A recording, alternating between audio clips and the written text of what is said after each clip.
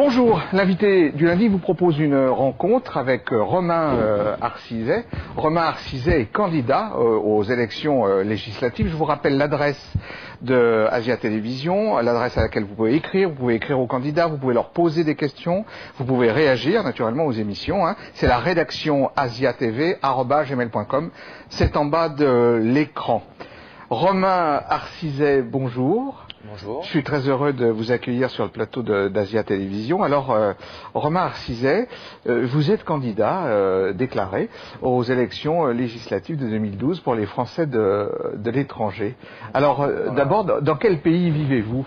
Alors, je vis au Laos actuellement, depuis un an maintenant. Oui. Et c'est vrai que moi, j'ai eu un métier qui m'a permis de voyager beaucoup et de travailler dans un certain nombre de pays. D'accord. Notamment de la 11e circonscription Très bien. des Français de l'étranger, mais d'autres pays également. Oui.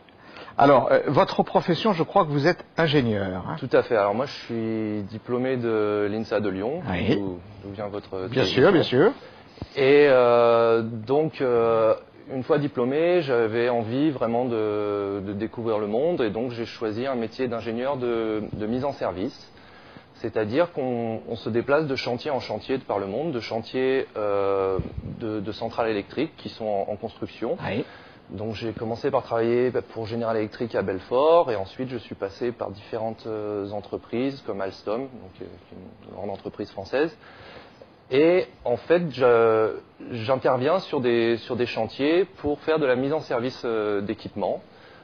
Donc ça m'a permis en fait d'aller dans des pays comme la Russie, comme l'Ukraine. J'ai eu la chance d'aller en Iran aussi, d'intervenir en Malaisie, sur des périodes qui vont de 1 mois à 10 mois pour la plus longue. Et ça permet aussi d'être en contact direct avec les populations et avec les gens avec qui on travaille. Quand vous dites que vous avez eu la chance d'aller en Iran, vous voulez dire quoi? L'Iran, c'est un pays qui est un petit peu controversé. Oui. Je sais que moi, j'avais, à travers des collègues de travail qui avaient pu s'y rendre, même du temps du Shah, tout le monde m'avait donné un retour très positif de ce pays. Et c'est vrai que ce qu'on voit réellement à la télévision, c'est assez négatif à travers Ahmadinejad, et l'Ayatollah et ainsi de suite. Les polémiques sur la bombe atomique et ainsi de suite. Et en fait, donc j'avais vraiment envie de m'y rendre pour me faire ma propre opinion. Et vous y êtes rendu? Et je m'y suis rendu en janvier de l'année dernière. Et j'ai pas du tout été déçu parce que j'ai rencontré les gens les plus hospitaliers qui soient et les plus gentils qui soient. Donc ça m'a permis vraiment de me rendre compte de ce que le peuple iranien représente, au-delà de ses représentants, politiques. C'est un pays qui est immense, qui a énormément de richesses, qui a une histoire qui est tout simplement énorme. On vous sent amoureux de l'Iran. Vous aimez beaucoup ce pays. Quand on part avec un a priori, souvent quand on a un a priori qui est pas forcément positif, avoir quelque chose de positif, ça rend les choses plus belles aussi. Bien sûr. Mais, et vous étiez en Iran dans le cadre de quoi? Dans quelques chantiers? J'étais sur un barrage.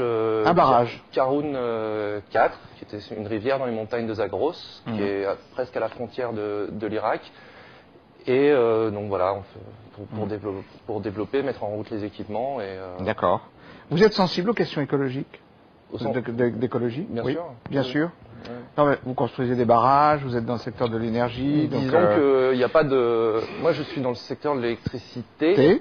C'est-à-dire que j'ai pu travailler, j'ai même été travailler dans des centrales nucléaires en France. Vous avez un avis sur le nucléaire? J'ai un avis sur le nucléaire. On a souvent des questions sur la sûreté nucléaire, ce genre de choses. Après, moi, j'ai pas eu l'occasion d'aller vraiment dans le réacteur et de me rendre compte des choses. J'étais sur les équipements électriques qui sont à l'extérieur du réacteur, mais j'ai pas vu de mes yeux de gros problèmes de sécurité et de sûreté. Après, c'est vrai que y a la question des déchets, il y a beaucoup de questions qui existent à ce niveau-là, et si on pouvait s'en passer, on s'en passerait.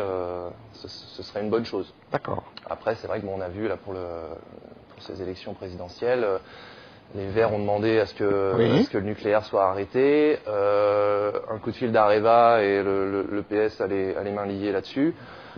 C'est pas une question qui est facile. Ça fait partie des entreprises françaises qui sont importantes, qui donnent du travail. Il y a EDF qui est impliqué, il y a Alstom qui est impliqué, il y a Areva qui est impliqué. Mais je pense que c'est important de pouvoir dire on va avoir un objectif sur du long terme pour dire on va essayer de réduire ça petit à petit. Après, donc on a vu, il y a eu Fukushima, bien sûr. Quand vous dites oui, bien sûr, ça veut dire que... Bien sûr, c'est qu'il y a un danger. Il y a un danger dans le nucléaire. Ce que je peux voir de ce que j'ai pu on parle d'une constater, installation qu'on pourra pas, enfin, sur laquelle on pourra plus rien construire pendant 400 ans ou quelque chose comme ça. Oui, et puis le nucléaire, c'est ce qu'il y a de pire. En termes de contamination, c'est quelque chose qu'on ne voit pas. Ouais. C'est très dangereux. Ça n'empêche pas. Après, sur Fukushima, il y avait aussi la question que c'était une entreprise privée qui était en charge de la sécurité et que forcément, ils ont rogné énormément sur la sécurité. En France, on n'a pas vraiment ce genre de choses. EDF est encore une entreprise qui est nationale. Et on rigole beaucoup moins avec la sûreté. Donc, moi, je pense que c'est, dans un premier temps, ce qu'il faut vraiment faire, c'est continuer à ne pas transiger là-dessus et surtout ne pas privatiser ce genre de choses, parce que si on privatise, ça... Alors, qu'est-ce qui fait que... Vous avez quel âge, Romain ? J'ai 30 ans. 30 ans. Qu'est-ce qui fait qu'à 30 ans, quand on vit au Laos, donc dans votre domaine, vous êtes ingénieur, vous êtes donc sur des projets d'énergie, de barrage, qu'est-ce qui fait qu'on décide de se présenter à des élections législatives ? Est-ce que vous avez un passé d'élu quelque part ? Est-ce que vous avez été élu municipal ? Non, et justement, parce que mon travail ne me permettait pas ce genre d'implication. C'est-à-dire quand on est sur la route, on peut pas se permettre d'être impliqué. Il y a beaucoup de choses que j'ai laissées de côté pendant mes années de mise en service. Et j'avais une certaine frustration vis-à-vis de ce que... J'ai toujours été intéressé par la chose politique, par ce qui se passe. Et ces dernières années, c'est vrai que ça a été assez douloureux. Si on observe un peu ce qui se passe, et j'avais une forme de frustration vis-à-vis de ça et l'envie réellement de faire quelque chose, quoi. Et c'est vrai que oui, je suis ingénieur. Moi, en tant qu'ingénieur, on m'a toujours appris à régler les problèmes. C'est-à-dire que j'ai une éducation scientifique et on peut pas tricher. On peut pas tricher avec une machine. Ça marche ou ça marche pas. Et quand on se retrouve face à un client, on peut essayer de mettre un peu de poussière sous le tapis. Alors, vous voulez faire l'analogie avec la politique, là ? Avec la machine ? Non, ça marche ou ça marche pas ? La machine, ce serait notre société. Ce ne serait pas l'homme qui est dans cette société. Mais on peut faire beaucoup d'analogies à ce niveau-là. C'est-à-dire que on a beaucoup de... Bon, le terme n'est pas très correct, mais de brasseurs de vent, entre guillemets. On a des avocats qui sont aux commandes et qui ont un parler... Vous n'avez pas une dent contre les avocats ? Je n'ai aucune dent pour les avocats. Bon. Le problème, si je puis dire, c'est qu'un avocat est formé pour défendre... s'il fait un réquisitoire ou une plaidoirie, il ne choisit pas, il peut dire une chose et son contraire. Bien sûr. Et c'est vrai que moi, j'aimerais apporter un petit peu plus de rationalité là-dedans. Et c'est vrai que là, j'ai la possibilité d'être totalement libre, de m'exprimer sur tous les sujets, même si je ne maîtrise pas tous les sujets. Mais voilà, c'est un petit peu, moi, ce que j'aimerais apporter, c'est un petit peu de rigueur. Et, vous trouvez qu'il n'y en a pas en politique ? Disons qu'on est beaucoup dans le médiatique, on est beaucoup dans le paraître. Et finalement, on peut revenir sur les 5 dernières années. On a fait et défait sur 5 ans tout ce qu'on pouvait. Et finalement, les réelles avancées qui ont été produites ne sont pas significatives. Moi, je prétends pas être omniscient, je prétends pas connaître tous les sujets. Je connais très bien le milieu de l'énergie, mais ce que je voudrais apporter, c'est de prendre un problème, de s'en occuper, un autre problème, de s'en occuper, puisque Oui. On est parti dans beaucoup de directions pour aller nulle part, finalement. D'accord. Alors donc, vous vous êtes dit, enfin c'est une attitude citoyenne, quoi. Vous vous êtes dit, je vais me présenter, voilà, parce que je trouve qu'il y a des choses qui vont pas, et voilà, sous ma bannière, moi j'ai envie de régler les problèmes et d'être au service. Et vous vous rendez compte du travail éventuellement que ça peut être d'être député, oui. Et je me rends compte que si je suis élu, j'aurais vraiment une dette envers les personnes qui m'ont fait confiance. Oui. Donc j'aurais une grande responsabilité parce que je pars d'assez loin. Et quand vous dites que vous partez d'assez loin, justement, je n'ai pas tout un parti derrière moi qui peut me supporter, qui peut me supporter financièrement.